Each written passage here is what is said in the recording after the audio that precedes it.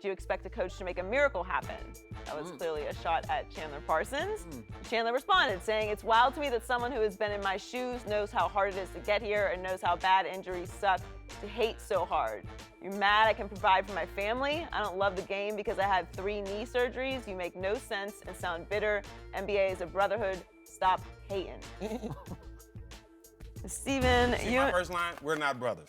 Yes. Yeah. First of all. You guys kept going back and forth. So what's your take on what he said? Well, first of all, shout out to Coach Fizz. I think he got dealt the raw deal.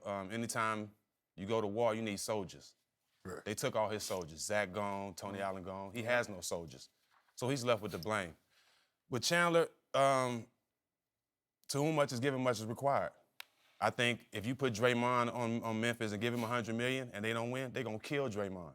They're gonna scrutinize him to death. I haven't said one thing about Chandler Parsons. He hasn't been playing well. Play well. You're getting $100 million, you should play well. Me personally, I love the game of basketball. It's done a lot for my family. It's done a lot for my life. Right. I've always played it with a certain passion that's been unmatched for a long time. Right. And you still do. We came up 2 different ways. So when I say that we are not similar at all and we are not brothers, it's because we have 2 different upbringings. And newsflash, all basketball players not cool. All basketball players don't hang together. I can count my basketball friends who I consider my brothers on my 2 hands. So everybody's not cool. So the brotherhood is blown out of proportion because I was scrutinized by a lot of players when I was playing. Right. When I went in the stands and decided to have Ron's back, Right. a lot of players said I shouldn't have been in the NBA. Right. So the brotherhood is not what people say. So Chandler Parsons, what it all boils down to, play better, do a better job, and earn your money. And that's what he's not doing. And if he felt that I took a shot at him, because I did. Because he's not the only guy that makes $100 million that's not playing well. But he's not getting scrutinized like other guys would. And that's just all what it boiled down to. The truth hurts. and even with Marc Gasol, he's one of the best big men in the league, no question.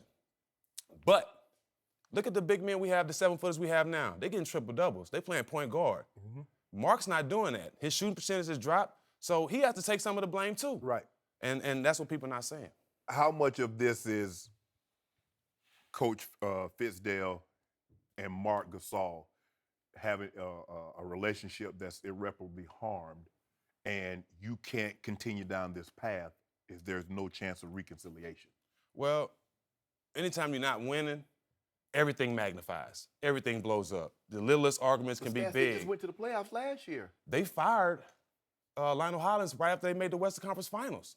They did. So obviously they're not making the right business decisions decisions, in the office. Right. We're giving Chandler Parsons $100 million after 2 knee surgeries. How many players you know can get $100 million after 2 knee surgeries? Nah.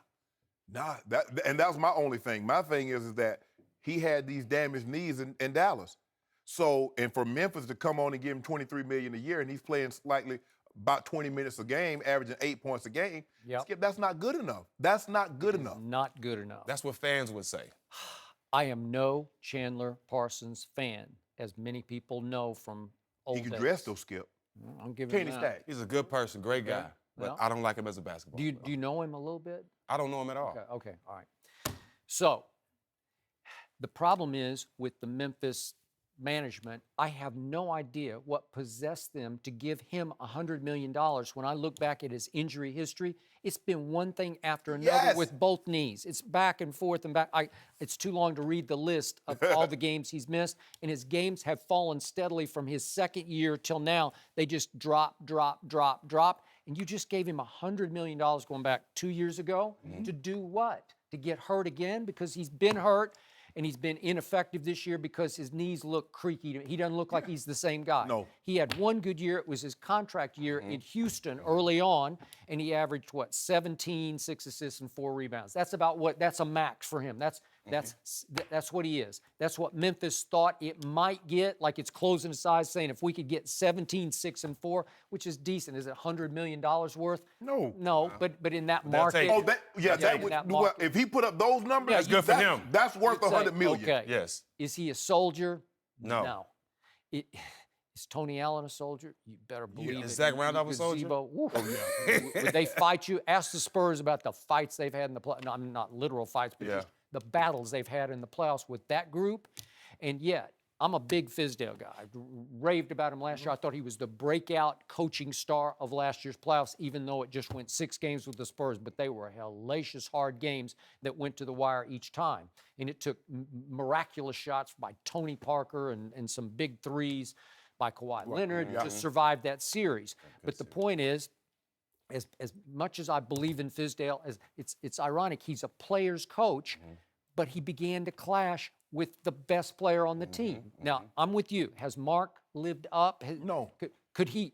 He's one who could average 10 assists. I mean, he's capable. Yes, he He's can. a really good He passer. got a $113 million contract too, Skip. Okay. So he's making over 20 a year.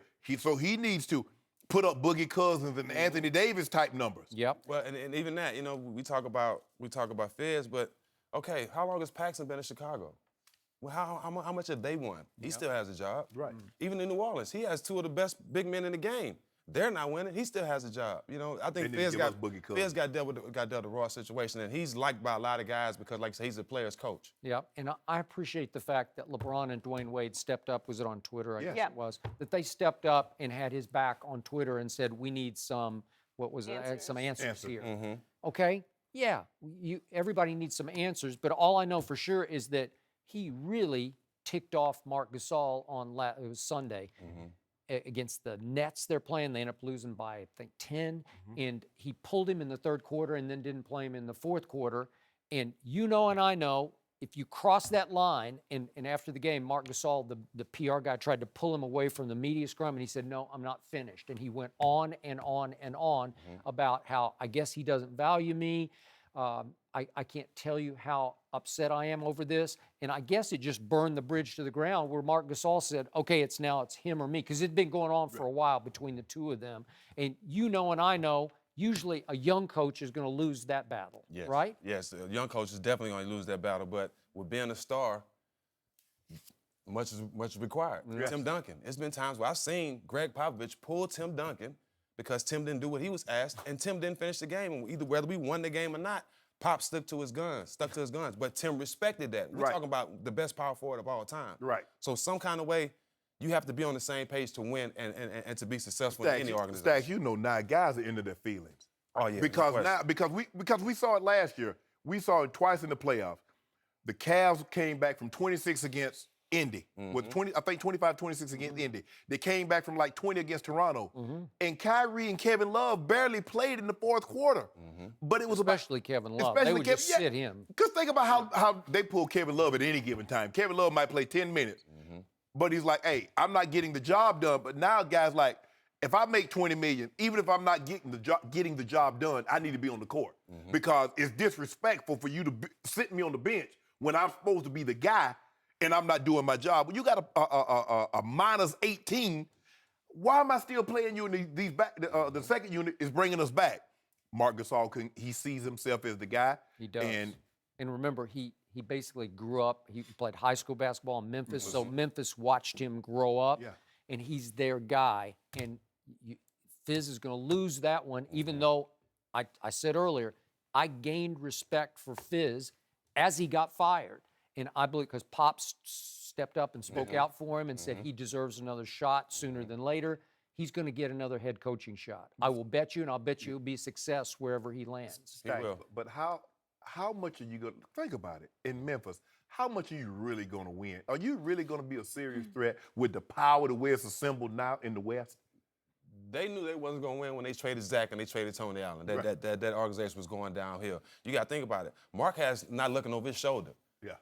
If Kevin Love don't play well in Cleveland, you have 2-3 guys that you can replace and put in to fill this spot and that can come in and compete and play defense better. Right. So you don't have that Memphis. Be comfortable and happy. Marc, he can play good or play bad. You still got to play him, and that's the situation the coach was in. Well, they got to do something with Chandler. I don't know. Well, they stuck with Chandler Parsons. Nobody is taking that contract. Mark Cuban will.